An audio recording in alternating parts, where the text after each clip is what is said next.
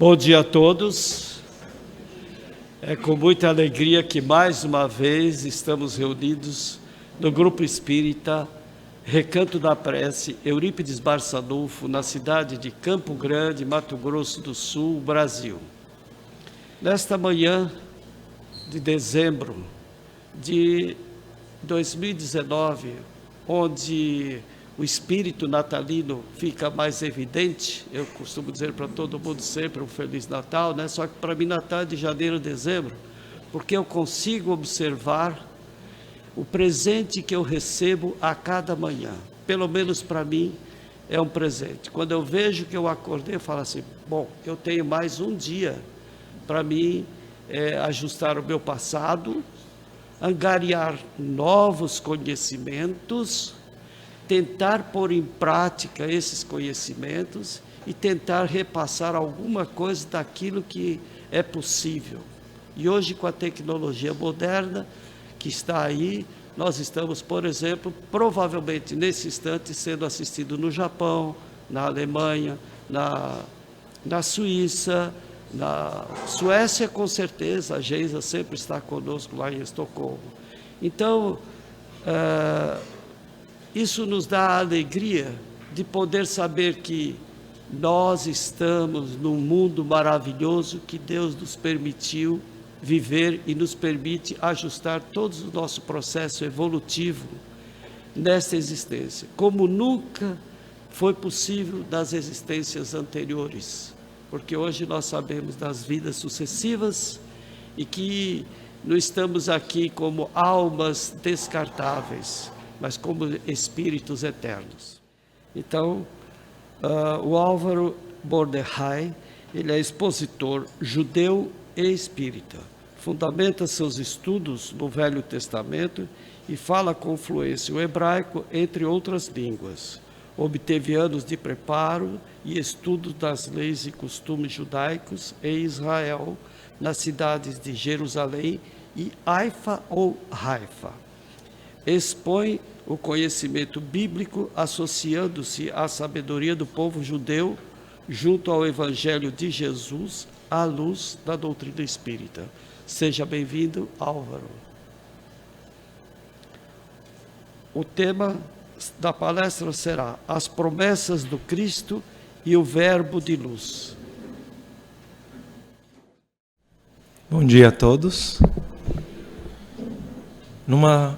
Em uma dessas nossas andanças por tantos lugares, tive a oportunidade de, na Itália, conhecer alguém que na minha primeira visita a Campo Grande disse, você vai conhecer o meu pai. E eu falei, mas como eu vou saber quem é seu pai? Ah, você vai saber. E quando eu cheguei aqui, o seu Carlos falou, eu sou o pai do Altino. E se o Altino teve a oportunidade de ganhar um pai, ele ganhou um tio. Porque o seu Carlos tem sido um grande irmão para mim e acredito que de longas datas. Então é sempre uma alegria muito grande estar aqui nessa casa. E a última vez foi uma data muito especial, um presente da espiritualidade, ao menos para mim. E eu acredito que será difícil outra palestra, como fizemos aquela última, mas faremos o nosso melhor, para servir de instrumento. Na psicografia de Francisco Cândido Xavier, pelo Espírito Benfeitor Emmanuel, no capítulo 3 do livro A Caminho da Luz, Emmanuel intitula As Raças Adâmicas, onde assim ele nos diz que as reminiscências da promessa do Cristo habitaram desde o mundo antigo, por todos os povos, por todas as raças que assim descenderam dos primórdios da humanidade, dos espíritos capelinos. Ele nos diz que na China milenária já se ouviam as promessas do Cristo. Ele também nos diz que na antiga Pérsia, os profetas daquela localidade assim o anunciavam, tão pouco, tão bem como anunciavam em tantos outros pontos do orbe, como, por exemplo, os egípcios antigos, onde os seus iniciados aguardavam a vinda do profeta. Os hindus, nos Vedas assim esperavam o sol, que iluminariam os séculos e o infinito da humanidade. Dessa forma, se estivéssemos mediante as palavras de um homem ou de um espírito não tão sábio, não nos trariam tantas reflexões. Essa seguinte passagem. O primeiro ponto é compreendermos quem são os espíritos capelinos, quem são as raças adâmicas. E conta-nos as tradições do mundo espiritual que há 42 anos-luz do nosso orbe, do planeta Terra, encontra-se no sistema de Capela um orbe que nos primórdios da humanidade encontrava-se em evolução, em transição planetária, atingindo um dos seus cumes de evolução, transformando-se em um sistema semelhante do qual vivemos nos dias de hoje, a transição de um mundo de provas e expiações para um mundo de regeneração. Todos aqueles espíritos que não acompanharam moralmente a evolução do orbe, do sistema de Capela, que assim não devidamente acompanharam o refinamento de seus espíritos do âmbito moral. Foram compelidos, em um processo de afinidade fluídica, à transmigração entre orbes. E aqui encarnaram dentre nós. Mas Emmanuel se usa da palavra reminiscência. Reminiscência, para nós, vaga lembrança. Mas para Emmanuel, o sentido filosófico da palavra reminiscência, pelo qual Platão trouxe em sua obra lembrança verdadeira de uma realidade vivida. Assim nós podemos compreender que os espíritos capelinos trouxeram essas lembranças e escreveram na história da humanidade as promessas do Cristo, não apenas como simples profecia, mas por terem vivido, provavelmente, no orbe de Capela, o processo de encarnação de um ou de muitos espíritos crísticos, que assim marcam o psiquismo para a eternidade daqueles espíritos. Mas Emmanuel é ainda mais preciso quando ele nos diz: foi assim que Jesus recebeu a luz do seu reino de amor e justiça, aquela turba de seres sofredores e infelizes. Nós compreendemos que tantas vezes, quando pensamos no processo de transmigração entre orbes, associamos a justiça dos homens e nos esquecemos que dentro da justiça divina, a misericórdia sempre há de caminhar junto. E aqueles espíritos que deixam para trás amores e saudades e passam por esse processo dificultoso, psíquico, de encarnar em um orbe que, do ponto de vista evolutivo, ainda encontrava-se tão distante da realidade em que viviam. Mas para o desenvolvimento da humanidade, para o desenvolvimento da moral desses povos, nesse exato momento, com o encarnar desses espíritos, a Terra passa de mundo primitivo para mundo de provas e expiações. Pois aqueles, então, viriam expiar na Terra os seus acertos para com as leis divinas. Mas Emmanuel é preciso e nos diz que nesse processo, os espíritos capelinos são recebidos por ninguém menos do que Jesus. E a lembrança do encontro com Jesus marcaria para nossa eternidade os textos bíblicos, com a narrativa de Adão e Eva, exilados de um paraíso que nada mais é do que o reencontro ou o encontro com esse espírito crístico que havia de guiar por toda a jornada e por toda a história da humanidade, o desenvolvimento espiritual. Mas, para compreendermos como deveríamos nós aprender ou nos prepararmos para receber o Cristo, recorremos a uma das raças adâmicas não narradas, o povo judeu. E nada melhor do que perguntar e questionar, recorrer às escrituras daqueles que assim viveram com o Cristo e escrevem sua memória. O Evangelho de Mateus, capítulo 1, versículo 1.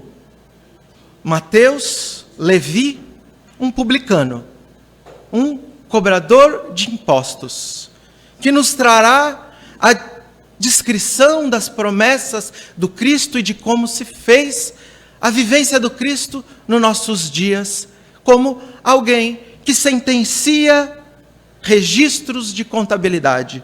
E assim inicia ele, livro da genealogia de Jesus Cristo, filho de Davi, filho de Abraão. E assim então, o primeiro versículo, nos próximos 16 versículos, ele vem narrar a genealogia de Jesus precisamente. Da mesma forma que no capítulo 5 do livro de Gênesis, nós encontramos a genealogia de Adão até Noé. Ou no livro de Crônicas, encontramos longas páginas narrando genealogias. E no versículo 17, ele nos diz, dessa forma, há no total 14 gerações de Abraão até Davi, 14 gerações de Davi até o exílio da Babilônia, 14 gerações do exílio da Babilônia ao Cristo. Todos já conhecem o meu hábito, ou muitos, de questionar ao público e pedir a resposta sim e não. Se assim inicia o evangelista Mateus, quais de nós conhecemos o resumo dessas gerações? Pois para narrar todas, necessitaríamos alguns meses. Quem aqui conhece a história de Abraão?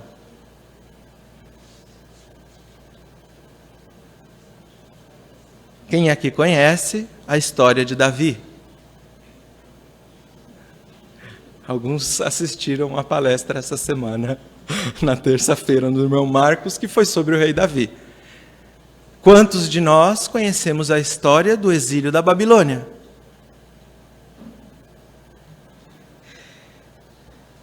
E Mateus é ainda mais preciso e nos diz, ora, o nascimento de Jesus foi assim.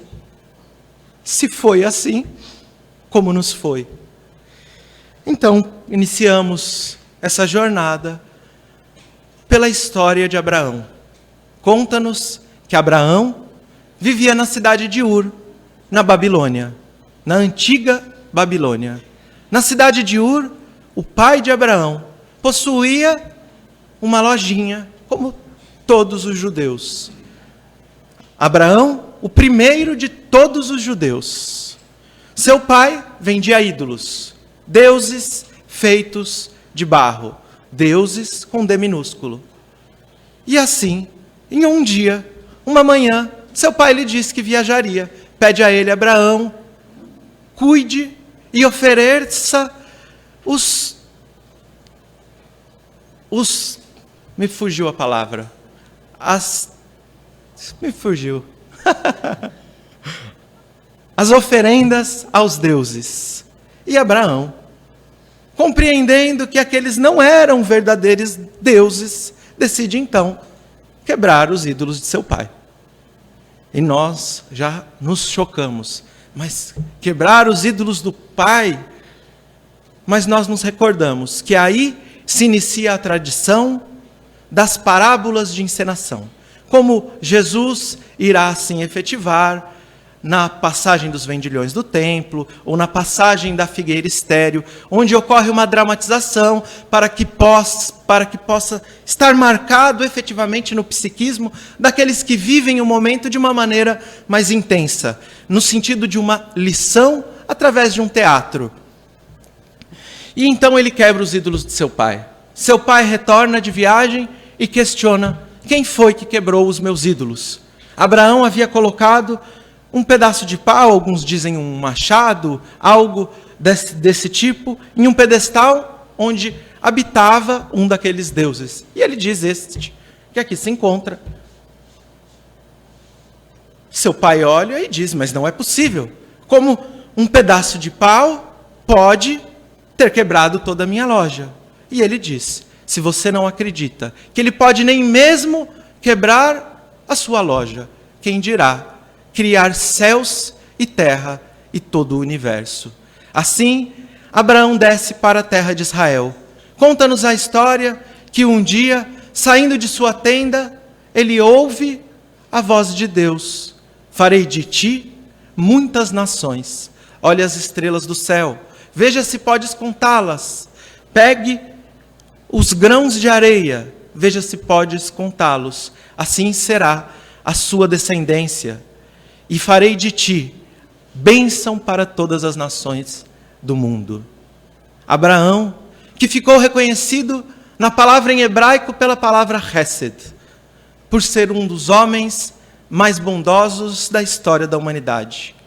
Ele habitava, aos 99 anos de idade, nas planícies de Mamré, e nessa região da atual Israel, ele havia realizado, aos 99 anos, a cirurgia de circuncisão.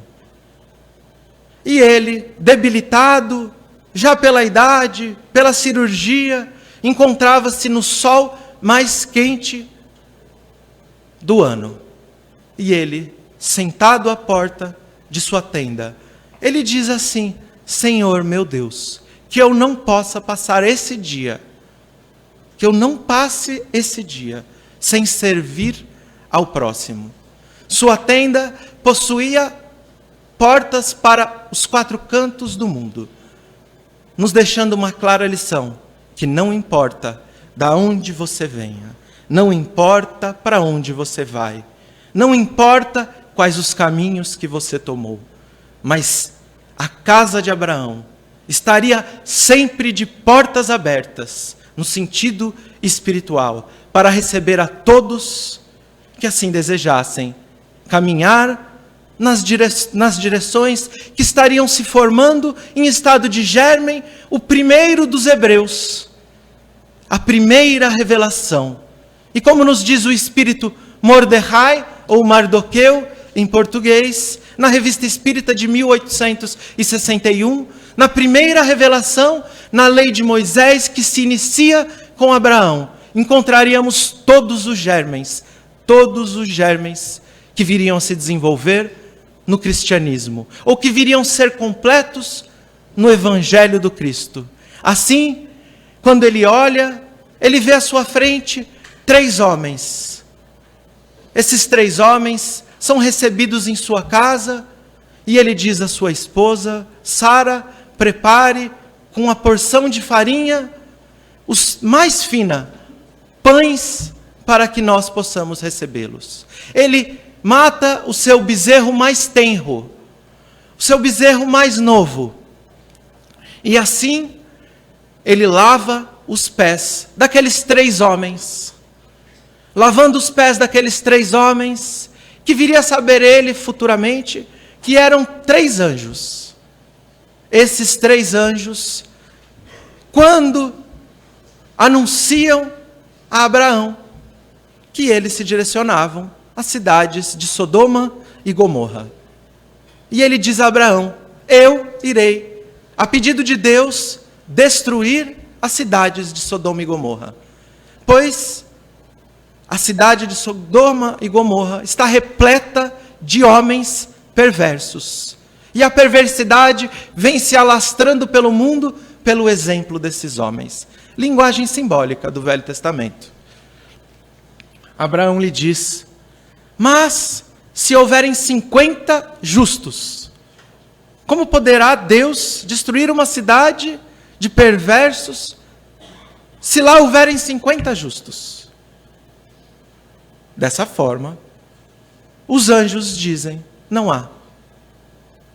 Abraão, que se comunicava com Deus, mediunicamente, em um simbolismo, através dos espíritos superiores, questiona, e se houverem 45 justos? Não há. 40, 35, 30, 25, 20, 15, 10 justos. E Deus lhe responde, não há 10 justos em Sodoma e Gomorra. Apenas Lote, o seu sobrinho, que narra o texto de Gênesis que ele receberia aqueles 3 anjos, da mesma forma, lavando os pés e preparando o que havia de melhor em sua casa. Mas isso nos traz uma reflexão sobre Abraão. Abraão questiona a Deus sobre a destruição de Sodoma e Gomorra, pela possibilidade de haver justos que não haviam. Mas quando Abraão recebe a mensagem de que deveria sacrificar Isaque, ele imediatamente prepara o altar e leva o seu filho, que nenhum pecado até então havia. Ele leva o seu filho e imediatamente prepara o sacrifício de Isaque. Quando Deus diz a Abraão: farei de teus filhos por 400 anos escravos em terra estrangeira, Abraão nada diz. Qual é a espécie de bondade? Qual é o símbolo de bondade que nos traz Abraão? E nos dizem os grandes sábios do judaísmo, que o Abraão, ele se preocupava com todos os esquecidos do mundo. Eu sei que aqui temos pessoas que dedicam as suas vidas à caridade. E de imediato me vem 2, 3 à cabeça, que estiveram nas últimas semanas, nos atuais leprosários, nos presídios, visitando os perversos de nossa sociedade, os esquecidos aos olhos da humanidade. Quem aqui esteve? Pode fazer assim ou assim. 3 pessoas eu sei que estiveram, 4. Abraão estaria a inspirar a essa bondade que viria a desenvolver em nossos corações. Abraão interveio pelos esquecidos do mundo, e essa é a primeira semente, lançada na primeira revelação, que viria a desabrochar no Evangelho do Cristo. O Cristo veio para os doentes, para os esquecidos da humanidade, e assim nos traz, em estado de germe, a primeira revelação, a história de Abraão. Mas quem seria Davi? Um rei, todos sabemos, rei Davi, autor do livro de Salmos, ou de mais da metade do livro de Salmos. Mas como ele alcança o poder? Porque ele seria narrado pelo evangelista Mateus, como um dos marcos onde é criado todo o primeiro estágio, todo o momento mais importante da primeira revelação.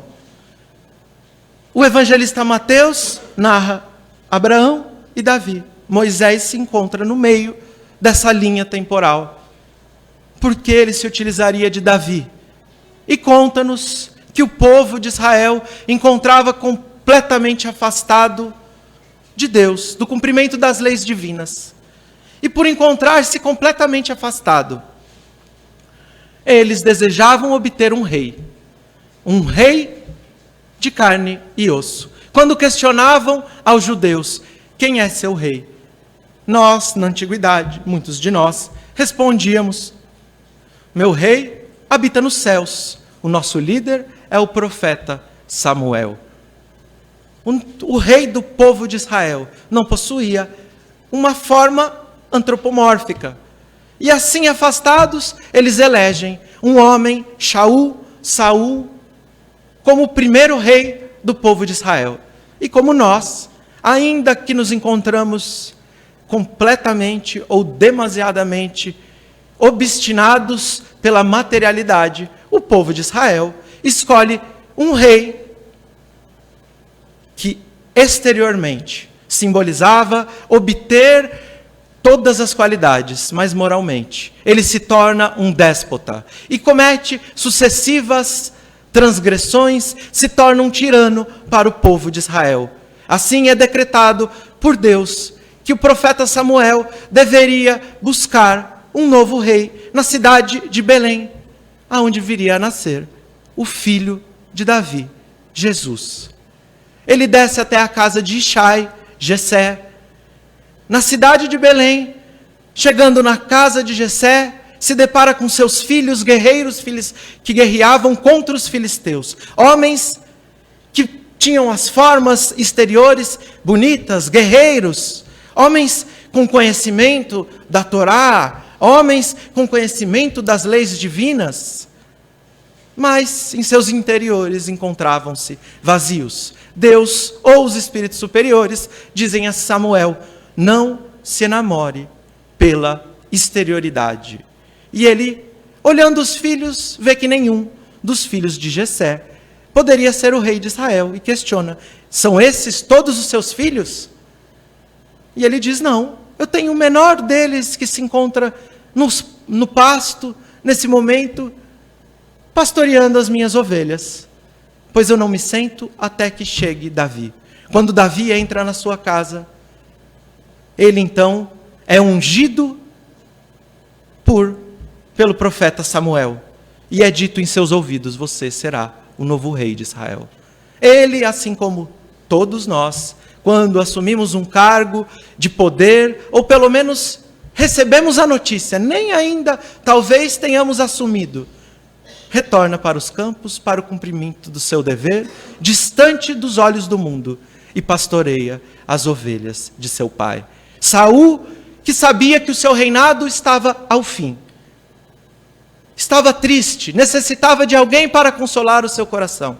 Ele necessitava de clamar em preces e música a Deus. Davi se propõe então a aquele que se tornaria o seu inimigo, pois ele era um tirano. Ele desejaria a morte daquele que assumiria o reinado de Israel. Ele vai até o reinado e passa um período entoando salmos e cantando em sua harpa, para que Saul pudesse se reconectar ao divino. Saul assim encerra o seu reinado. Davi, em outra oportunidade podemos falar, enfrentará o gigante da sua moralidade, o Golias, na maior batalha interna descrita na narrativa bíblica, a batalha de Davi e Golias. Assim era o homem que encerrava o primeiro período, aquele que serviu aos inimigos, serviu e foi fiel no pouco, aquele que cuidava das ovelhas de seu pai, mesmo quando seria o rei de Israel.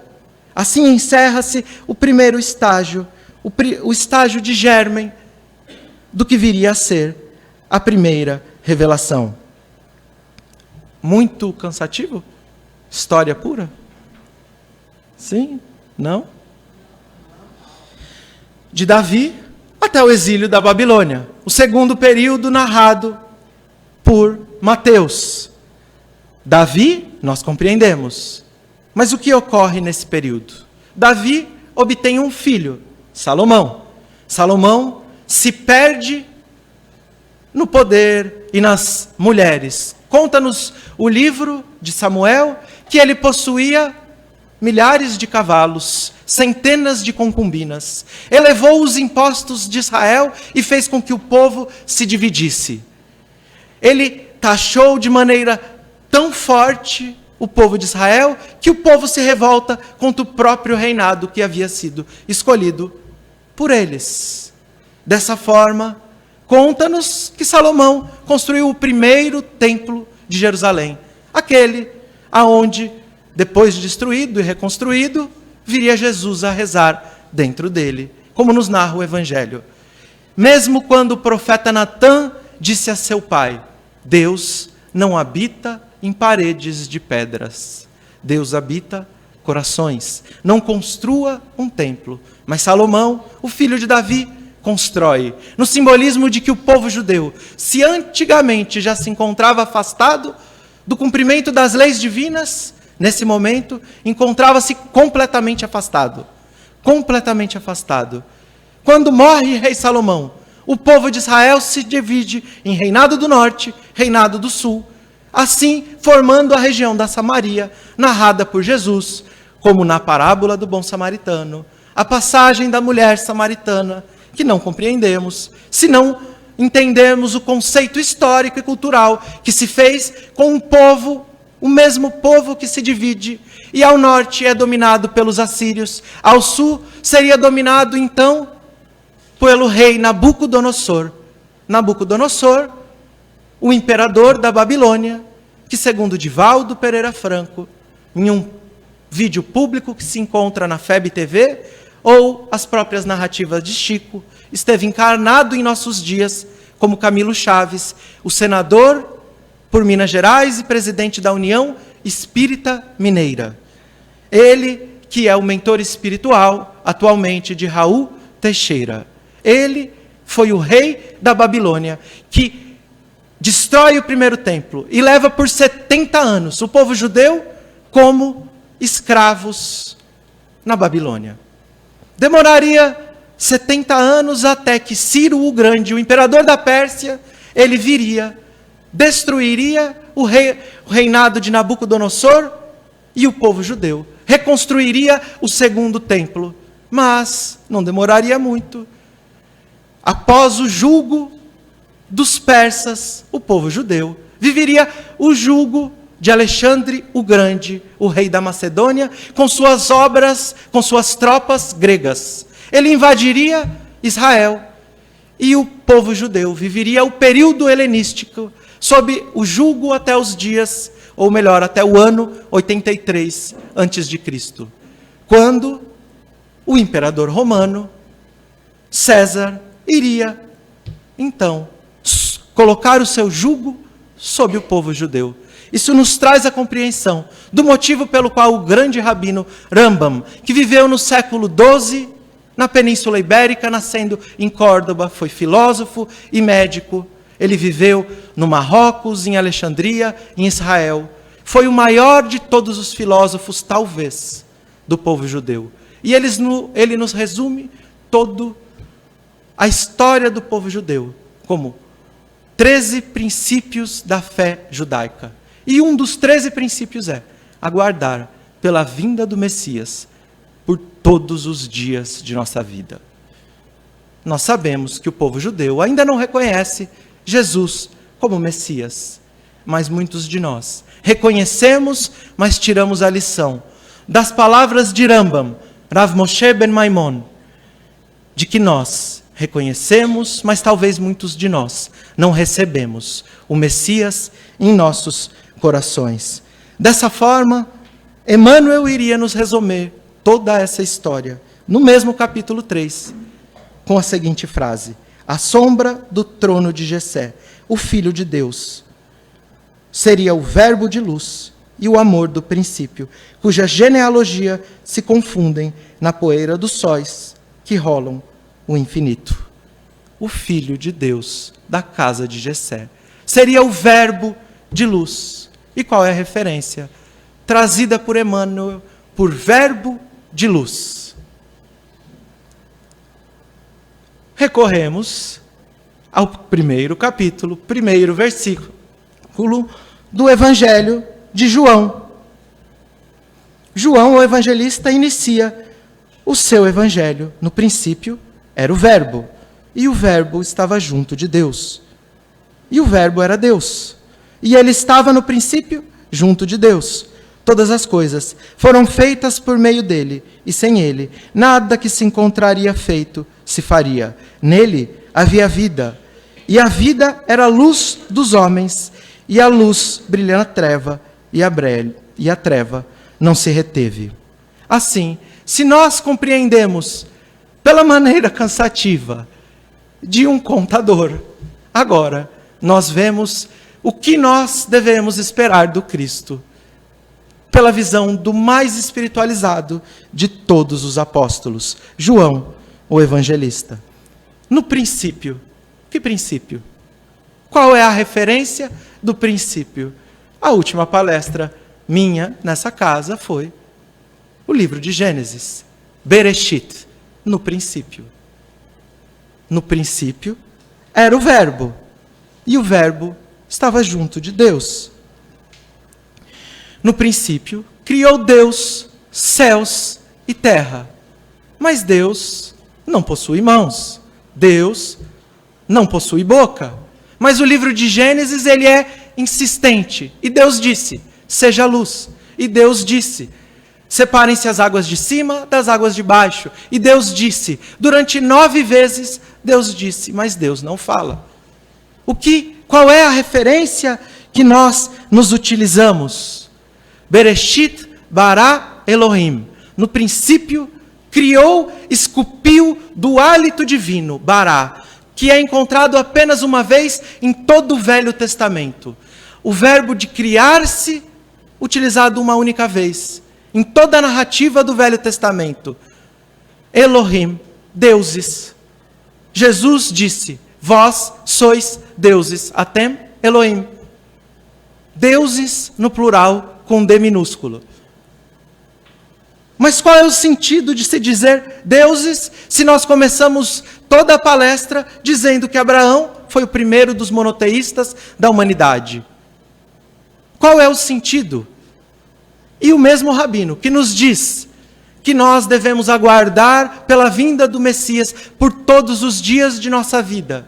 Ele nos diz que Elohim é o plural de Elohá, Deus.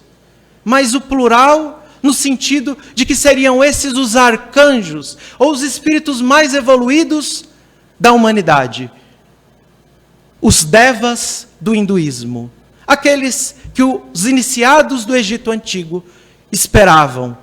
Espíritos crísticos, que viria então André Luiz, na obra Evolução em Dois Mundos, narrar que eles se encontram em comunhão com o Pai Celestial indescritível. E como explicar o indescritível, se não pela poesia ou pela filosofia, quando se diz, o Verbo estava junto de Deus. Ele era Deus, mas ele estava junto. Filosoficamente, é proposto por João o Evangelista que os espíritos crísticos que formam os orbes, co-criadores em plano maior, segundo as palavras de André Luiz, os espíritos crísticos, eles sim criaram todo o nosso orbe, ou melhor, o espírito crístico. Qual? Aquele que se fez luz. Tudo isso é descrito por Emmanuel na pergunta 261 do livro O Consolador, quando questionam a Emmanuel, no princípio era o Verbo. Como devemos entender essa afirmativa do texto sagrado? O apóstolo João nos adverte que o Verbo era Deus e estava com Deus. Deus é amor, Deus é vida. E a mais perfeita expressão do Verbo para o orbe terrestre é Jesus. O Verbo é Jesus. Então, viria no versículo 14 João o Evangelista dizer, e o Verbo se fez carne. E o Verbo tabernaculou entre nós. Contemplamos a sua glória, semelhante ao unigênito, aquele ungido, como Davi foi ungido, no sentido de rei espiritualmente da humanidade, junto ao Pai, pleno de graça e verdade. E o Verbo tabernaculou. Qual é a referência para tabernaculou? A referência é do livro de Levíticos.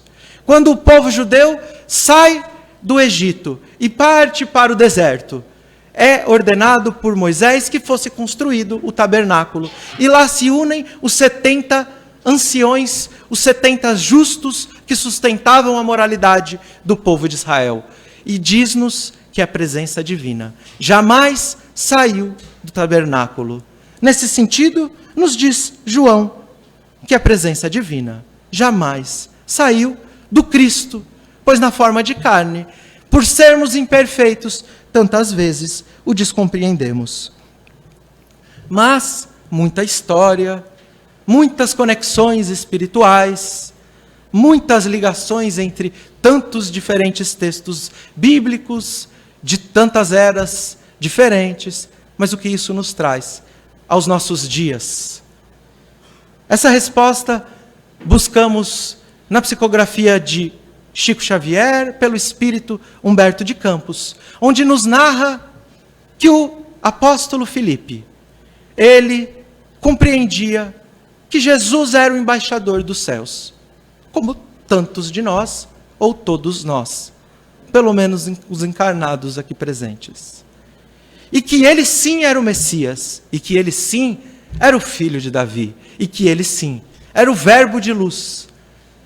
E Filipe, narra-nos Humberto de Campos, que somava todos os seus esforços para seguir os passos do Cristo, para seguir e acompanhar a jornada, quando encarnada, de Jesus. Mas que por tantas vezes, assim como nós, ele via como um castelo de areia se desmanchar pelo tempo todo o seu projeto de reforma íntima. Assim como nós, vemos por tantas vezes, compreendendo o Evangelho, compreendendo o Cristo, nós nos desfazemos pelas paixões humanas e vemos esses projetos nos mais pequenos momentos de raiva, de ira, ou de inveja, de egoísmo, de orgulho, ou seja lá qual seja a imperfeição, se desmantelando. E Felipe então questiona Jesus: será que não seria necessário reduzirmos a luz de teu Evangelho para que todos da humanidade pudessem compreender o seu Evangelho? E Jesus responde que não, que todos os espíritos da humanidade estão prontos para compreender e praticar o Evangelho. E ele ainda diz: como poderíamos ocultar a luz dos céus para aqueles que rastejam na lama dos pântanos? Dessa forma, Filipe, que ainda não havia compreendido ou internalizado essa lição de Jesus, segue caminhando atrás dele quando eles subiam o Monte Hermon, o monte mais alto do Oriente Médio, onde nas minhas férias, no inverno, eu costumava esquiar, de tão alto que é esse monte, em Israel. E subindo esse monte, por diversas vezes, parava Felipe e dizia a Jesus: mestre, espere por mim. E ele cuidadosamente tirava suas sandálias, retirando a menor de todas as pedras, que adentravam ao seu pé e faziam-lhe ferimentos. E durante a subida, por diversas vezes, Filipe pedia ao mestre que o esperasse. E assim o mestre esperava. Quando eles chegam ao topo do Monte Hermon, ao destino onde almejavam, Jesus diz a Felipe: veja, Felipe, não foi a luz do sol que atrapalhou o seu caminho, a sua ascensão até o topo, mas sim as pequenas pedras que nem são vistas no nosso dia a dia. Assim, encontra-se a dificuldade dentro de nossos corações. A dificuldade se encontra nas pequenas imperfeições, onde, como no rio dos hábitos, nos perdemos dentro de nossos próprios vícios.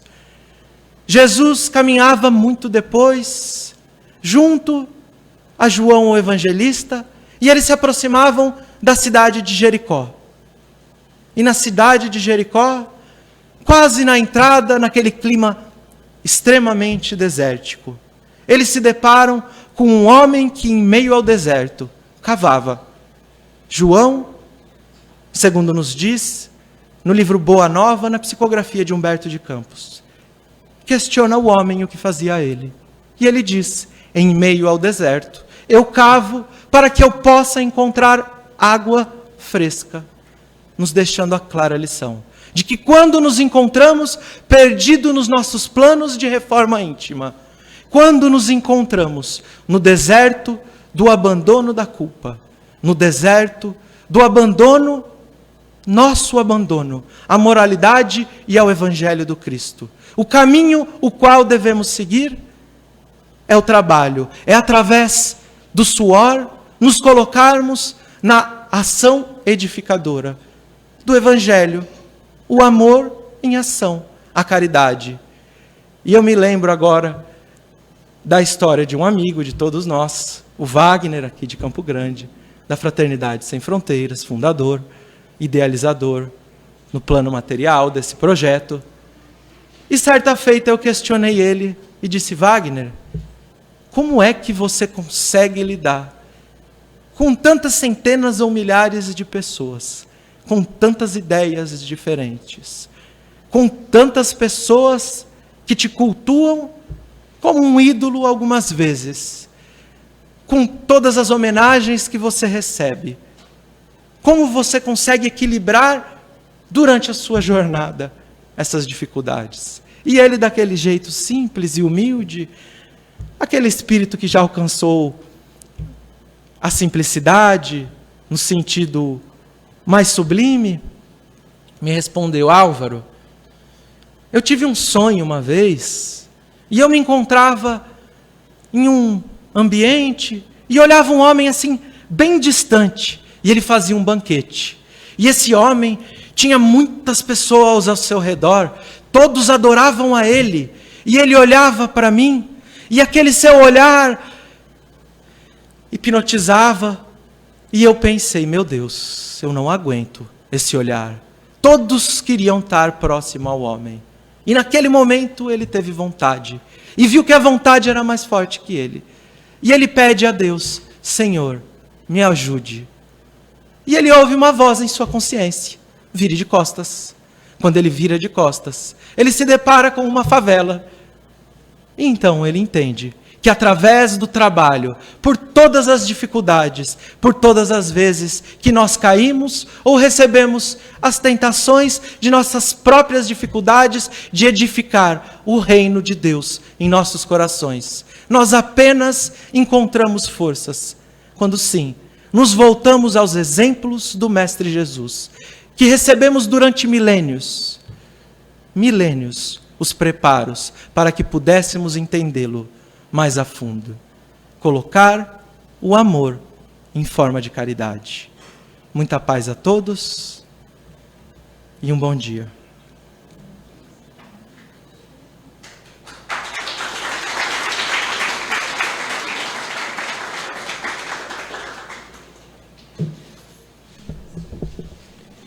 Sinceramente, eu estou passado. Porque meus avós eram espíritas, meus pais espíritas, militantes, todos trabalhadores da seara espírita. E a gente fica muito preso no Novo Testamento, e nossa família principalmente muito ligada a Francisco Cândido Xavier, por uma série de fatores. E de repente chega alguém aqui e faz a conexão da raiz até as flores, do Velho Testamento até os dias de hoje. E eu não saberia o que falar. Eu diria apenas o que eu já falei raríssimas vezes.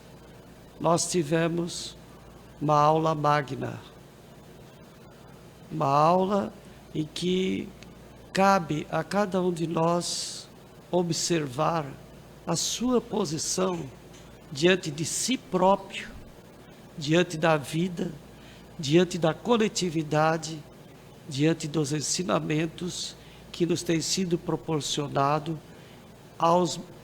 já há milênios, começando já no Antigo Testamento, começando em Gênesis e chegando até o dia de hoje, como ele cita Humberto de Campos, entre outros. Bom dia.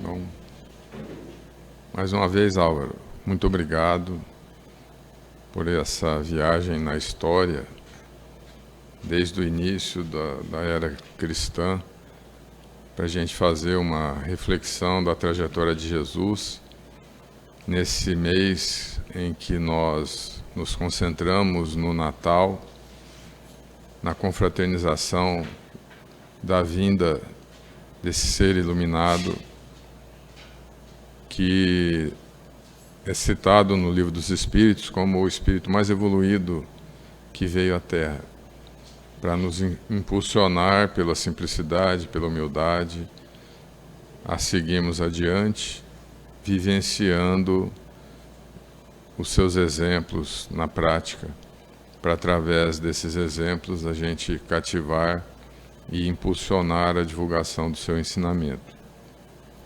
Então eu percebo que fica para nós muito claro, né, essa sequência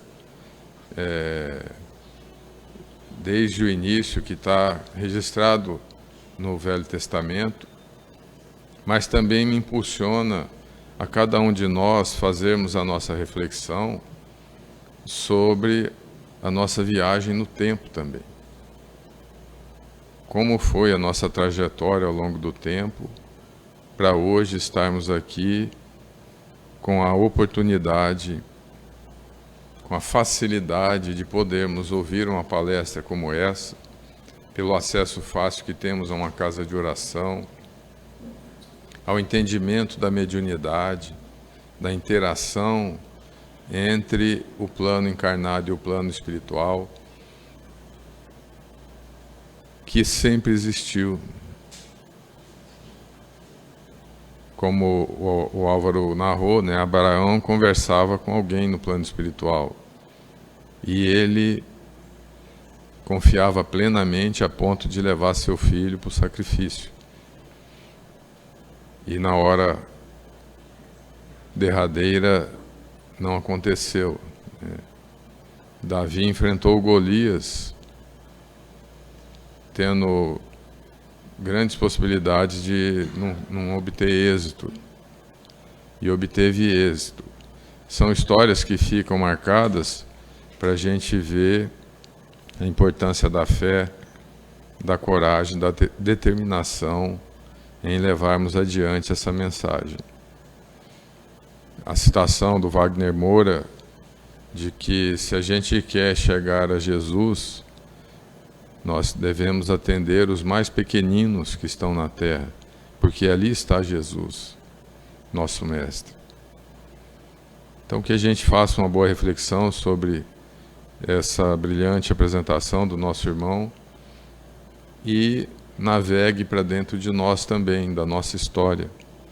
O que nós estamos fazendo com tanto conhecimento, com tanta informação, com esse entendimento da vida eterna e com as oportunidades que nos são concedidas, especialmente com relação à mediunidade.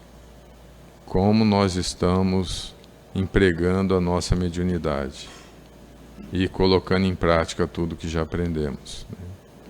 Com certeza, nós também vivenciamos experiências ao longo dessa história que foi narrada aqui. Quem fomos naquela época? Onde estávamos nós? Nos primórdios, na travessia do deserto, na escravidão antes, no Egito, na época que veio Jesus, na época que Kardec veio trazer à luz essa conexão espiritual de uma forma mais clara. Qual foi o nosso papel? Qual é o nosso papel hoje? Como nós estamos contribuindo? Então, Álvaro Mordecai, mais uma vez, muito obrigado a você, aos espíritos que te assessoram nessa empreitada de trabalho, de divulgação dos conhecimentos que conectam o judaísmo, o espiritismo, e de colocar a mão na massa em prática, trabalhando na Fraternidade Sem Fronteira e outras tarefas que você desenvolve. Tão jovem, já levando a mensagem do alto, não só pelo verbo, mas também pela prática.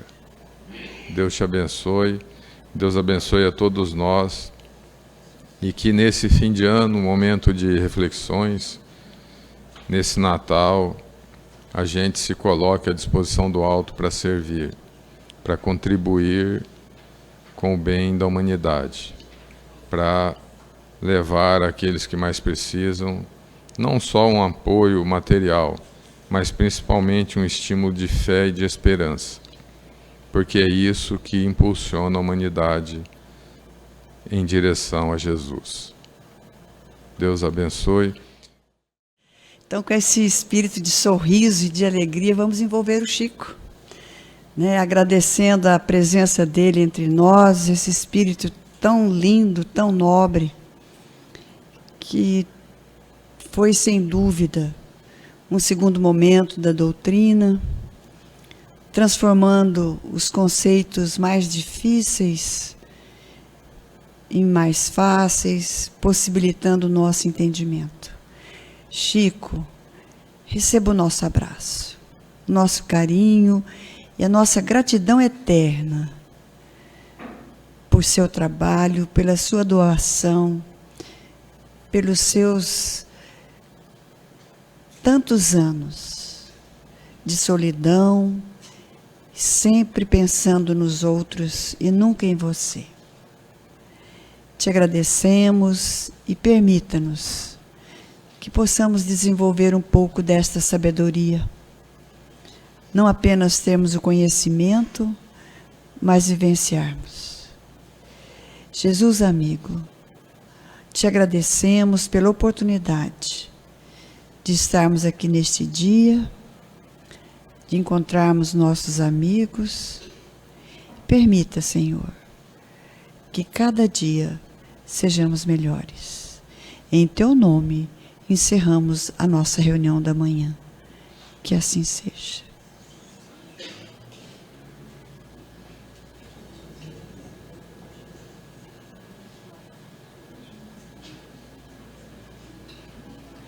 Bom dia a todos.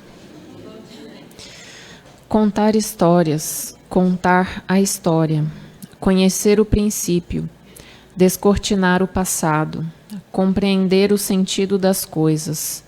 São fachos de luz que clareiam o presente e inspiram a construção de um futuro mais consciente e feliz. Hoje pouco sabemos, pouco sentimos. A perfeição é a expansão da mente, é o saber com o amar. E olhar para trás com reverência e respeito é o germe para essa expansão da consciência. Sigamos nos instruindo e purificando o sentir, para que o saber apazigue o intelecto e o amor seja a lei absoluta de nossas vidas. Cidadão do mundo, caminhantes do universo, filhos de todos os países, advindos de todas as religiões, as peles dos mais variados matizes, olhos de várias cores, olhares de diversas tradições, vestes, estaturas, penteados, todos tão diferentes, mas com a possibilidade de, unidos pelo mesmo propósito, atingirmos o objetivo primeiro e último de nossas existências, o amor. Amar sem restrições ou ressalvas. É esse o nosso caminho. Viemos dos mais diferentes pontos de partida, caminhamos cada um com sua passada, mas chegaremos todos no ponto mais alto de nossas vidas, que é o amor. Todo o resto se apequenará, todo o resto passará. Só o amor prevalecerá e nos preencherá por inteiro. Obrigada. Bom dia. Também recebemos como uma oração, né, um agradecimento por este dia, por esta manhã.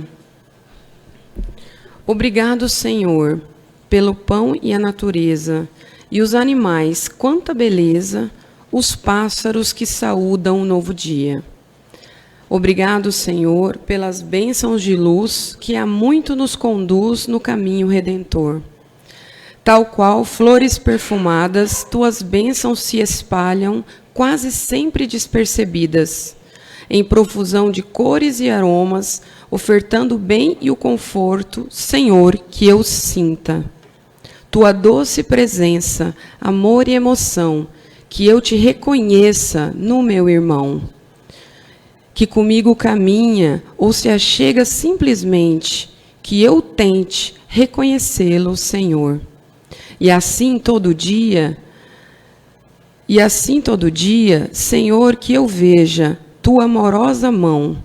Obrigado, Senhor, pelo senão, pelo amor que educa e a rota corrige. Senhor, obrigado pela mão que redime. Por isso e muito mais, obrigado, Senhor, pelo sol que nos abraça e a brisa que refresca. Senhor, que eu peça sabedoria, humildade, paz, simplicidade, paciência, perseverança, conquistas que a eternidade alcança, imperecíveis. Senhor, que eu oferte o melhor que há em mim, e assim se achegue de ti, como filho amado e pródigo. Obrigado, Senhor, pelo fato de que mora em mim, que eu possa seguir e teus atos repetir, espargindo o bem maior. Obrigado, Senhor, pelas bem-aventuranças que a todos alcança, a começar em mim. Obrigado, Senhor, porque posso ressarcir pelo bem, pelas boas obras e o teu reino erigir. Obrigado, Senhor, porque de tudo eu faço parte, do céu multicor, da natureza revigorante, da vida do meu semelhante. E assim bem sei que o que eu faço ao próximo sempre volta a mim.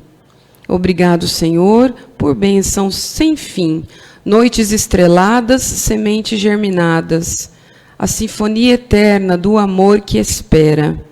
Obrigado, Senhor, pelo colo presente e o sorriso perene que também posso ofertar. E, enfim, que eu reconheça que bênção e o legado maior é amar. Gratidão.